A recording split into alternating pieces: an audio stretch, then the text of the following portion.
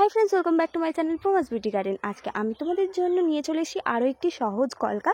আর এটা একটা ময়ূর কলকা বলতে পারো। ওপর দিকটা আমি একটা ছোট্ট করে ময়ূরের মুখ বসিয়েছি, কারণ তোমাদের কারোর একটা রিকোয়েস্ট ছিল যে একটা সিম্পলের ওপর ময়ূর কলকা দেখো, তো সেই রকমই দেখো এখানে ময়ূর একদম ওপরটা আমি একটা ময়ূরের মুখ বসিয়েছি। তো বুঝতেই পারলে কিভাবে করলাম। তো তোমরাও এইভাবে ছোট্টর ওপর একটা ময়ূর করে দিতে পারো।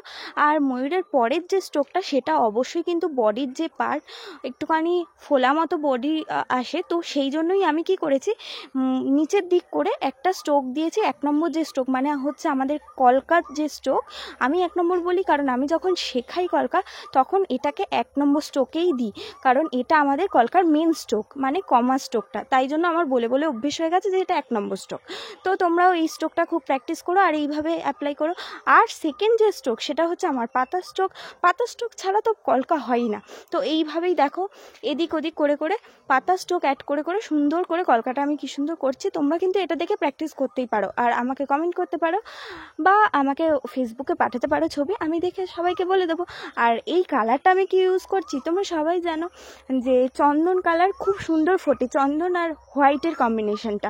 আর আমি সবসময় চন্দন কালারটা তৈরি করতেই পছন্দ করি, কারণ ফ্লেস্টিন কালারটা আমার পিচ শেড লাগে, ঠিক চন্দন কালার মনে হয় না। তাই জন্য আমি কি করি, হোয়াইট, ডার্ক ব্রাউন আর রেড এই 3টে কালার মিক্স করে একটা চন্দন কালার তৈরি করে নিই। এখানে কালারটা একটু ইয়েলো স্টোনের লাগছে লাইটের জন্য, কিন্তু এটা কিন্তু অরিজিনাল চন্দন কালারই আসে। তোমরা কিন্তু অ্যাপ্লাই করে দেখতে পারো।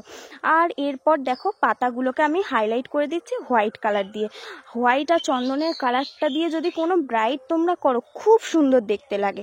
আর এই কলকাটা কে রিকোয়েস্ট করেছিলে তার নামটা আমি ভুলে গেছি, তার জন্য সরি, কিন্তু সে বলেছিলে আমাকে একদম সিম্পলের ওপর ময়ূরের কিছু দেখাও। তো আজকে ভিডিওটা কেমন লাগলো কেউ কিন্তু জানাতে ভুলো না। আর আমার চ্যানেলটি অবশ্যই সাবস্ক্রাইব করে রেখো পরবর্তী ভিডিওর জন্য। আজকের মতো টাটা।